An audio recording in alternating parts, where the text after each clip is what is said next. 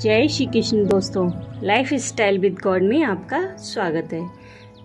दोस्तों, यहाँ पर हम श्रीमद् भगवद गीता के तीसरे अध्याय का अध्ययन कर रहे हैं, जिसका नाम कर्मयोग है। आज हम 34वें श्लोक का अध्ययन करेंगे। भगवान ने कहा कि सबको प्रकृति के अनुसार कर्म करने पड़ते हैं। इस पर यह जिज्ञासा होती है कि फिर कर्म बंधन से छूटने के लिए मनुष्य को क्या करना चाहिए। इस जिज्ञासा पर भगवान कहते हैं, इंद्रियस्यार्थे राग द्वेषो व्यवस्थितो तयोर्न वशमागच्छेत् तो ह्यस्य परिपन्थिनो। तीसरे अध्याय के 34वें श्लोक में भगवान श्री कृष्ण अर्जुन से कहते हैं कि इंद्रिय के अर्थ में अर्थात प्रत्येक इंद्रिय के विषय में राग और द्वेष छिपे हुए स्थित हैं। मनुष्य को उन दोनों के वश में नहीं होना चाहिए, क्योंकि वे दोनों ही इसके कल्याण मार्ग में विघ्न करने वाले महान शत्रु हैं। प्रत्येक इंद्रिय के विषय में राग और द्वेष छिपे हुए स्थित हैं। मनुष्य को उन दोनों के वश में नहीं होना चाहिए। इस कथन से भगवान ने यह भाव दिखलाया है कि जिस वस्तु, प्राणी या घटना में मनुष्य को सुख की प्रतीति होती है, जो उसके अनुकूल होता है, उसमें उसकी आसक्ति हो जाती है। इसी को राग कहते हैं। और जिसमें उसे दुख की प्रतीति होती है, जो उसके प्रतिकूल होता है, उसमें उसका द्वेष हो जाता है। वास्तव में किसी भी वस्तु में सुख और दुख नहीं है। मनुष्य की भावना के अनुसार एक ही वस्तु किसी को सुखप्रद प्रतीत होती है और किसी को दुखप्रद, तथा एक ही मनुष्य को जो वस्तु एक समय पर सुखप्रद प्रतीत होती है, वही दूसरे समय दुखप्रद प्रतीत होने लग जाती है। अतः प्रत्येक इंद्रिय के विषय में राग द्वेष छिपे हुए हैं, यानी सभी वस्तुओं में राग और द्वेष दोनों ही रहा करते हैं, क्योंकि जब जब मनुष्य का उनके साथ संयोग वियोग होता है, तब तब राग द्वेष का प्रादुर्भाव होता देखा जाता है।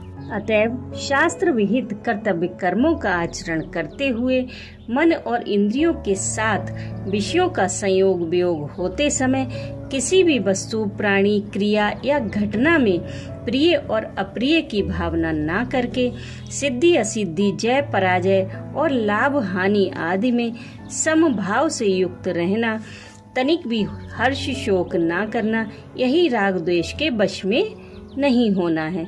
क्योंकि राग द्वेष के वश में होने से ही मनुष्य में सब प्रकार की विषम बुद्धि होकर अंतःकरण में हर्ष शोक आदि विकार हुआ करते हैं। अतः मनुष्य को परमेश्वर की शरण ग्रहण करके इन राग द्वेषों से सर्वथा अतीत हो जाना चाहिए। राग और द्वेष ये दोनों मनुष्य के कल्याण मार्ग में विघ्न करने वाले महान शत्रु हैं। इस कथन से भगवान ने यह भाव दिखलाया है कि मनुष्य अज्ञानवश राग द्वेष इन दोनों के वश में होकर विनाशशील भोगों को सुख के हेतु समझकर कल्याण मार्ग से भ्रष्ट हो जाता है। राग द्वेष साधक को धोखा देकर विषयों में फंसा लेते हैं और उसके कल्याण मार्ग में विघ्न उपस्थित करके मनुष्य जीवन रूप अमूल्य धन को लूट लेते हैं। इस कारण वह मनुष्य जन्म के परम फल से वंचित रह जाता है और राग द्वेष के वश में होकर विषय भोगों के लिए स्वधर्म का त्याग, परधर्म का ग्रहण या नाना प्रकार के निषिद्ध कर्मों का आचरण करता है। इसके फल स्वरूप मरने के बाद भी उसकी दुर्गति होती है। इसलिए इनको परिपंथी यानी सत मार्ग में विघ्न करने वाले महान शत्रु बतलाया गया है। अब समझते हैं कि ये राग द्वेष साधक के कल्याण मार्ग में किस प्रकार बाधा डालते हैं। जिस प्रकार अपने निश्चित स्थान पर जाने के लिए राह चलने वाले किसी मुसाफिर को मार्ग में विघ्न करने वाले लुटेरों से भेंट हो जाए और वे मित्रता का सा भाव दिखलाकर और उसके साथी गाड़ीवान आदि से मिलकर उनके द्वारा उसकी विवेक शक्ति में भ्रम उत्पन्न कराकर उसे मिथ्या सुखों का प्रलोभन देकर अपनी बातों में फंसा लें और उसे अपने गंतव्य स्थान की ओर न जाने देकर उसके विपरीत जंगल में ले जाएं और उसका सर्वस्व लूटकर उसे गहरे गड्ढे में गिरा दें। उसी प्रकार ये राग द्वेष कल्याण मार्ग में चलने वाले साधक से भेंट करके मित्रता का भाव दिखलाकर उसके मन और इंद्रियों में प्रविष्ट हो जाते हैं और उसकी विवेक शक्ति को नष्ट करके तथा उसे सांसारिक विषय भोगों के सुख का प्रलोभन देकर पापाचार में प्रवृत्त कर देते हैं। इससे उसका साधन क्रम नष्ट हो जाता है और पापों के फल स्वरूप उसे घोर नरकों में पड़कर भयानक दुखों का उपभोग करना होता है। प्रेम से बोलिए राधे राधे।